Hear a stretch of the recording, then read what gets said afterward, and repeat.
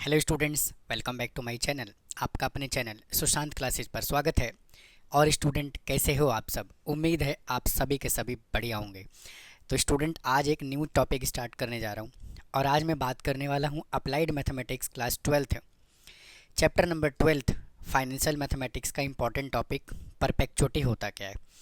तो इस टॉपिक में स्टूडेंट हम क्या करने वाले हैं, परपेचुटी का हम डिटेल इंट्रोडक्शन पढ़ेंगे और उसके बाद इस एक्सरसाइज में जितने भी एग्जाम्पल गिवन हैं उनको हम सॉल्व करेंगे। तो आइए सेशन को स्टार्ट करता हूं और बात करता हूं परपेचुटी होता क्या है। तो स्टूडेंट, अगर हम यहां से परपेचुटी की बात करें तो पहले डेफिनेशन पे चलते हैं। अगर हम यहां से डेफिनेशन पढ़ें तो कहता है कि a perpetuity is an annuity. Perpetuity जो होता है वो एक एन्यूटी होता है, periodic begin on a fix date and continue for ever. Student, अगर मैं यहाँ से परपेचुटी की बात करूँ तो ये कहता है ना कि किसी भी इंस्टॉलमेंट का स्टार्टिंग डेट तो होगा लेकिन उसका कभी एंडिंग डेट नहीं होगा, वो हमेशा फॉर एवर चलता रहेगा। क्या बोला हुआ है? Periodic begin on a fix date, मतलब कि जो स्टार्ट होगा ना वो एक फिक्स डेट को स्टार्ट होगा लेकिन वो हमेशा क्या होगा, चलता रहेगा। इसको हम क्या कहते हैं? परपेचुटी, या फिर it is also called perpetual annuity. Perpetual annuity. तो अगर हम इसके एग्जाम्पल की बात करें तो इसका एग्जाम्पल क्या हो सकता है? जैसे मान लीजिए मिस्टर ए ने एक घर खरीद लिया, भाई एक हाउस खरीदा उसने, और उस हाउस को उसने क्या किया, रेंट पे लगा दिया। तो हाउस को परचेज करने का तो डेट है उसके पास कि भाई आज के डेट में उसने हाउस को खरीदा, लेकिन रेंट उससे फॉर एवर, बिल्कुल अपने लाइफ तक कभी भी उस पर अर्न कर सकता है। तो ये क्या है? परपेचुटी का एग्जाम्पल है। एक और एग्जाम्पल ले लेते हैं। जैसे मान लीजिए बैंक में हमने कुछ पैसा डिपॉजिट कराया, ठीक है ना। एफडी मान लीजिए, आरडी अकाउंट मान लीजिए, या फिर सेविंग अकाउंट में हमने डिपॉजिट कर दिया, या शेयर मार्केट में इन्वेस्ट कर दिया, कैसे भी मान लेते हैं, है ना। लेकिन उस पर जो मिलने वाला इंटरेस्ट होता है वो फॉर एवर होता है, हमेशा मिलता रहेगा। लेकिन जिस दिन हमने पैसा को इन्वेस्ट किया, जिस दिन मनी को हमने इन्वेस्ट किया, जिस दिन हमने आरडी ओपन करवाया, जिस दिन हमने सेविंग अकाउंट में पैसे को डिपॉजिट किया, है ना, तो उस दिन का तो डेट हमें मालूम है लेकिन उस पे मिलने वाला इंटरेस्ट फॉर एवर चलता रहेगा। तो इसको मेरे भैया हम क्या कहते हैं मेरे दोस्त? परपेचुटी कहते हैं। तो यही यहाँ पे बोला हुआ है कि for example a person purchase a house, एक घर खरीदा या एक फ्लैट खरीदा और इसको कहाँ दे दिया उसने? रेंट पे दे दिया। The person entitle to get rent as long as the property continues exist. ठीक है जी, यहाँ तक कोई दिक्कत है तो बताओ। अब देखो और क्या कहता है, as the term of perpetuity is infinite. क्या होता है? इनफाइनाइट। द अमाउंट और future value of perpetuity is undefined. उससे कितना इनकम होने वाला है उसका अंदाज़ा हम नहीं लगा सकते। हम ये तो बस बता सकते हैं कि आज उसका इन्वेस्टमेंट अमाउंट कितना है, लेकिन उसका फ्यूचर वैल्यू हम नहीं बता सकते। ठीक है ना। फिर कहता है there are two type of perpetuity, one in which the payment at the end of each payment। भाई फर्स्ट टाइप है eight the end of each payment, और सेकंड है another in which the payment is made at the beginning of each payment. एक तो वो payment कर रहा है एंड में, और सेकंड कंडीशन जो है, मतलब सेकंड टाइप जो है, वो पेमेंट कब कर रहा है? एट द बिगिनिंग में कर रहा है। तो इन दोनों का फार्मूले की अगर हम बात करें तो देखिए, परपेचुटी का फार्मूला क्या होता है। अगर हम यहाँ पे फर्स्ट टाइप की बात करें, अगर यहाँ पे टाइप 1 की बात करें तो टाइप 1 में जो फार्मूला होता है परपेचुटी का वो क्या होता है? P is equal to R upon I. ठीक है ना। P का मतलब प्रेजेंट वैल्यू है यहाँ पर, और R का मतलब है कितना अमाउंट हमने डिपॉजिट किया, एज इंस्टॉलमेंट मान लेते हैं उसको, और I जो होता है वो रेट ऑफ इंटरेस्ट होता है जिसको हम R अपॉन 100 बोलते हैं। अब यहाँ से सेकेंड टाइप क्या होता है? अगर हम यहाँ से टाइप 2 की बात करें, अगर मेरे भाई यहाँ से हम टाइप 2 की बात करें तो क्या होता है? परपेचुटी का formula P is equal to R plus R upon I. ठीक है। तो आपको परेशान होने की बिल्कुल भी ज़रूरत नहीं है।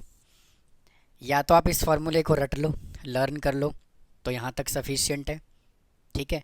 और यहाँ के बाद आप डायरेक्ट एग्जाम्पल पे आ जाइए, बिल्कुल समझ में आ जाएगा आपको। लेकिन अगर आपको फार्मूला का डेरिवेशन सीखना है तो मैं इस फार्मूले का डेरिवेशन भी करा रहा हूँ, और अगर डेरिवेशन नहीं करना तो आप वीडियो को स्किप कर लीजिए और डायरेक्ट एग्जाम्पल पे चले जाइए। लेकिन अगर डेरिवेशन सीखना है तो अब मैं डेरिवेशन सिखा रहा हूँ, आइए समझते हैं। देखो अब देखिए क्या कहता है, हमें बात करना है किसका, प्रेजेंट वैल्यू ऑफ परपेचुइटी का। और केस नंबर 1 क्या है मेरे दोस्त, केस नंबर 1 यहाँ से कहता है कि व्हेन पीरियोडिक पेमेंट, भाई क्या कहता है, when periodic payment is made at the end of each payment, eight the and बोला है ना। तो सबसे पहले क्या करो, एक टाइमलाइन बनाओ, एक टाइमलाइन बना लीजिए, है ना। एक टाइमलाइन बना लेते हैं और यहाँ से स्टार्ट करते हैं 0 से, 0 1 2 3 4 5, इस तरह से मेरे भैया ये चलता रहेगा। अब उसने क्या कहा कि जो पेमेंट कर रहा है ना वो एट द एंड कर रहा है, मतलब कि वो पेमेंट यहाँ पर नहीं कर रहा है, स्टार्टिंग में नहीं कर रहा। पेमेंट कहाँ पे कर रहा है, पेमेंट यहाँ पर आकर के वो करेगा, ठीक है। तो जब पेमेंट यहाँ करेगा तो इसको मान लेते हैं P1, ठीक है भाई। फर्स्ट पेमेंट जो है वो यहाँ करेगा। और लास्ट ईयर आपने परपेचुइटी में, लास्ट ईयर आपने फार्मूला क्या पढ़ा था, तो लास्ट ईयर आपने क्या फार्मूला पढ़ा था, लास्ट ईयर डिस्कस किया था, P is equal to R into 1 plus I raise to power -1 present value का फार्मूला। तो यहाँ पे अगर हमने P1 दिया, भाई यहाँ पे अगर पेमेंट हमने P1 दिया, इसको ऐसे लिख लेते हैं, यहाँ पर अगर हमने पेमेंट क्या किया, भाई यहाँ पे अगर हमने पेमेंट P1 किया, ठीक है, तो यहाँ पर हम पेमेंट क्या करेंगे, P2 करेंगे। फिर इधर जो पेमेंट होगा वो क्या होगा, P3 होगा। और यहाँ पर जो पेमेंट होगा वो क्या होगा, P4 होगा, है ना। तो इन सभी को हमें क्या करना है, ऐड कर लेना है ना। तो सबको क्या करेंगे, हम ऐड करेंगे। तो यहाँ पे आपका आ जाएगा P1 plus P2 plus P3 plus P4 से लेकर के कहाँ तक, फॉर एवर, मतलब कि इनफाइनाइट तक जाएगा वो, है ना।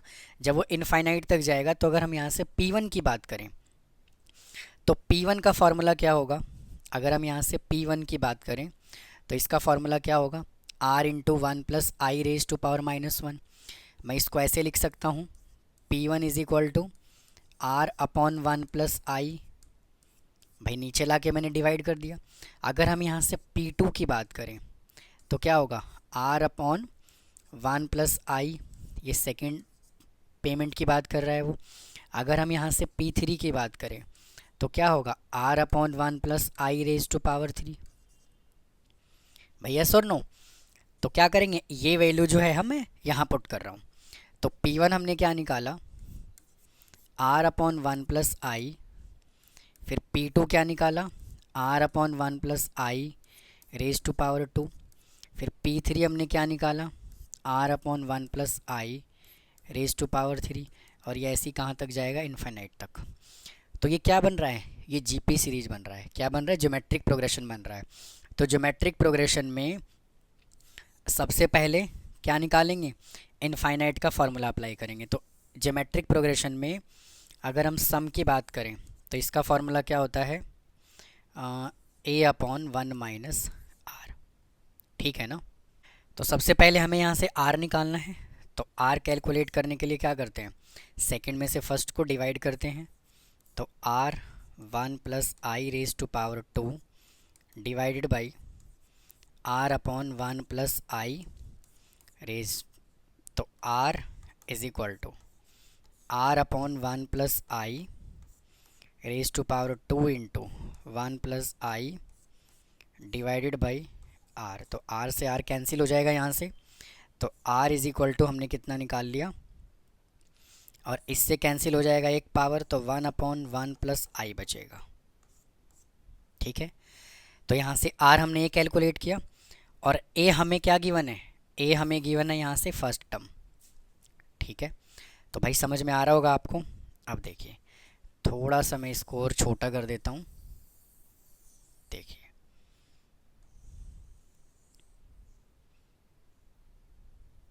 ठीक है, अब आ जाइए। अब अगर हम इसकी बात करें तो देखो ए क्या है, आर, भाई are upon 1+i divided by, और यहाँ पे क्या है 1, तो यहाँ पे लिखो 1 माइनस, और r कितना निकाला 1/1+i, 1+i, तो r upon 1+i divided by 1+i ले लीजिए एलसीएम, इसको सॉल्व करोगे तो क्या बचेगा 1+i माइनस 1। तो देखो यहाँ से सिंप्लीफाई करके क्या आया, इससे ये कैंसिल हो गया, इससे ये कैंसिल हो गया, तो यहाँ पे क्या बचा r अपॉन आई ही तो बचा जो p के इक्वल है। ठीक है, तो अगर आपको फार्मूला डिराइव करना है, फार्मूला समझना है, तो आप इस तरह से इसको सिंप्लीफाई कर सकते हो। आ जाइए, अब हम बात करते हैं अगले कॉन्सेप्ट की। देखो भाई नेक्स्ट क्वेश्चन बोला हुआ है यहाँ से, when periodic payment is made at the beginning of each period, beginning of each period. तो देखो वापस से क्या करो, एक टाइमलाइन बनाओ, यहाँ पे क्या लिखोगे 0 1 2 3 4 और ये 5 और ये ऐसे ही चलता रहेगा। ठीक है ना। अब इसके अंदर मेरे दोस्त जो पेमेंट होगा ना भाई, इसके अंदर जो पेमेंट होगा वो यहाँ पे पेमेंट होगा, यहाँ पर स्टार्टिंग में। तो जब स्टार्टिंग में पेमेंट होगा तो इस पेमेंट को हम क्या कहेंगे, इस पेमेंट को हम कहेंगे P, इस पेमेंट को हम कहेंगे P। और जब यहाँ पर पेमेंट होगा तो क्या होगा P1, फिर यहाँ पे पेमेंट होगा तो P2, यहाँ पे पेमेंट होगा तो P3, और इसी तरह से इनफाइनाइट चलता रहेगा। समझ में आई बात भाई। इनिशियली स्टेज पे जब आप आज पेमेंट करोगे तो P होगा, तो यहाँ से क्या बना P प्लस और P1 P2 P3, तो P1 plus P2 plus P3 plus P3 से लेकर के कहाँ तक जाएगा, वो इनफाइनाइट तक जाएगा। तो P हमने लिखा एज इट इज़ प्लस, और इसका वैल्यू हमने अभी अभी डिराइव किया है, चेक कर लो बड़े ध्यान से, R upon I, R upon I. तो क्या मैं इसकी जगह पर R अपॉन आई लिखूं, ठीक है ना। अब आप कहोगे सर आपने क्या किया, यहाँ पे तो P लिख दिया।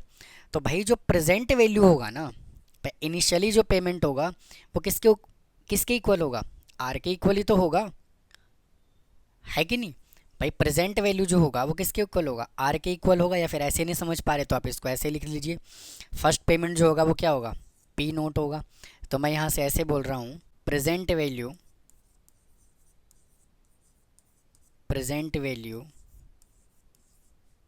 Of first payment is equal to क्या होगा R होगा, है ना। Present value of second payment क्या होगा, R अपॉन 1+i होगा। और present value of third payment क्या होगा, R अपॉन 1+i होगा। अगर ऐसे समझ में नहीं आया तो आप ऐसे समझ लीजिए। तो क्या मैं P को, यहाँ P नोट है तो मैं इसे P नोट लिख देता हूँ, और क्या मैं P नोट को R लिखूँ, तो ये मैंने लिख दिया R। अब आप कहोगे कि सर ये R आया कहाँ से, तो आप कहोगे कि सर ये R कहाँ से आया, ये लो जी अभी बता देते हैं R कहाँ से आया। देखो अगर हमने P1 का फार्मूला लिखा भाई, अगर हमने P1 का फार्मूला लिखा तो क्या लिखा था, प्रेजेंट वैल्यू का फार्मूला R अपॉन 1+i लिखा था, और यहाँ पे मेरे दोस्त टाइम कितना था 1 था। ठीक है, अगर हम यहाँ पे P नोट लिख रहे हैं, मतलब इनिशियली स्टेज पे अगर हम पेमेंट कर रहे हैं, तो R अपॉन 1+i लिखोगे और पावर यहाँ 0 आएगा, तो P नोट जो है वो R के इक्वल होगा कि नहीं होगा, होगा ना। तो ये था स्टूडेंट सेकंड फार्मूला, कौन से वाला, ये वाला। मैं वापस से लिख देता हूँ यहाँ पर, P is equal to R plus R upon I. तो ये मेरे भैया सेकंड फार्मूला है जब आपको वो बिगिनिंग का कंडीशन देता है। ठीक है, तो आप इसको नोट कर लीजिए, फिर चलते हैं एग्जाम्पल पे। आइए एग्जाम्पल पे चलते हैं। देखो भाई फर्स्ट एग्जांपल उसने क्या कहा हुआ है, कहा है कि find the present value of sequence of the payment rupees 1000 rupees. यानी कि उसने आपको आर कितना दे दिया, 1000 दे दिया। Made at the end of every 6 month, eight the end of every 6 month बोला हुआ है। कॉन्टिन्यूइंग फॉर एवर, जब एंड ऑफ बोलता है तो यहाँ से हम परपेचुटी का क्या फॉर्मूला लिखते हैं, P is equal to R upon I. और रेट ऑफ इंटरेस्ट कितना है, 8% गिवन है। तो अगर हम यहाँ से I is equal to calculate करें, है ना, तो क्या होता है, R अपॉन 100 होता है।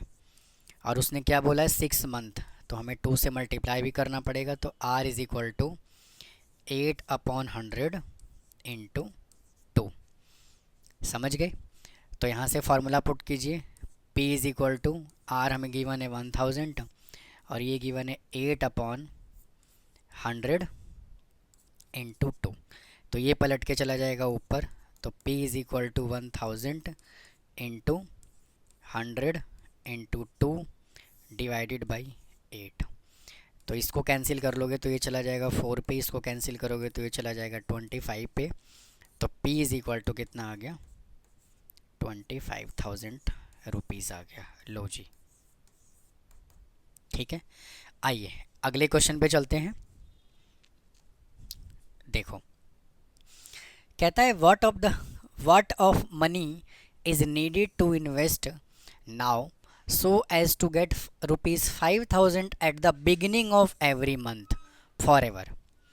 और क्या बोला हुआ, if the money is worth 6% per annum compounded monthly की बात कर रहा है।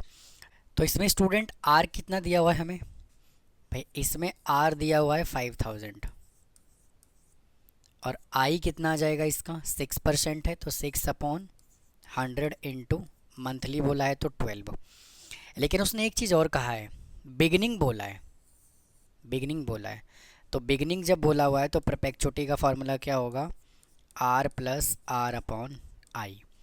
तो आर यहाँ पे हमें गिवन है 5000 प्लस, और यहाँ पर भी हमें कितना गिवन है 5000 डिवाइडेड बाई, और आई कितना गिवन है 6 अपॉन 100 इंटू 12।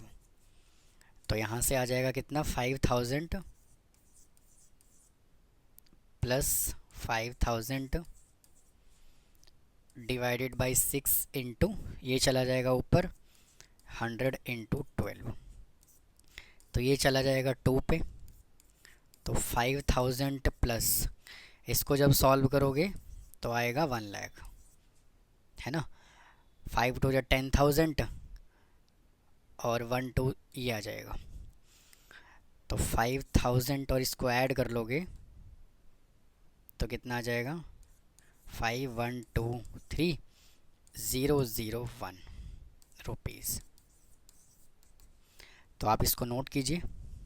फिर चलते हैं अगले क्वेश्चन पे, आ जाइए। देखो नेक्स्ट क्वेश्चन कहा हुआ है, at what rate of interest will the present value of a perpetuity ₹500 payable at the end of the every 6 month be 10,000 rupees. यानी कि स्टूडेंट उसने पी आपको दे दिया 10,000, ठीक है, और उसने आर हमें कितना दे दिया, 500 रुपीज़ दे दिया। और अगर हम यहाँ से एवरी 6 मंथ बोला है तो आई की बात करें तो आई इज इक्वल टू क्या होगा, आर अपॉन 100 इंटू 2 होगा। तो फॉर्मूले में पुट करिए। अच्छा, उसने क्या बोला है, एट द एंड बोला है, तो फार्मूला यही वाला अप्लाई करेंगे, कौन से वाला, P is equal to R upon I. यहाँ पे ना स्मॉल आर करते हैं, ये गलत हो गया, यहाँ पर स्मॉल आर आएगा, रेट ऑफ इंटरेस्ट बोला है ना। तो फिर P उसने हमें कितना दे दिया, 10,000 इज इक्वल टू आर हमें कितना गिवन है, 500 डिवाइडेड बाई आर अपॉन 200। तो ये पलट के चला जाएगा ऊपर। तो 10,000 is equal to 500 into 200 divided by R. तो r इज इक्वल टू हो जाएगा 500 इंटू 200 डिवाइडेड बाई 10,000। तो ये 2 जीरो से कैंसिल हो जाएगा, तो r इज इक्वल टू कितना आ जाएगा, 10% आ जाएगा। ठीक है, तो स्टूडेंट इस वीडियो में इतना ही रखते हैं। इसमें परपेचुटी क्या होता है, फार्मूले का डेरिवेशन और 3 एग्जाम्पल इसमें सॉल्व किया। तो मिलता हूँ फिर जल्दी ही इस एक्सरसाइज के साथ। तो चैनल पे बने रहें, चैनल को फॉलो करें। थैंक यू, धन्यवाद।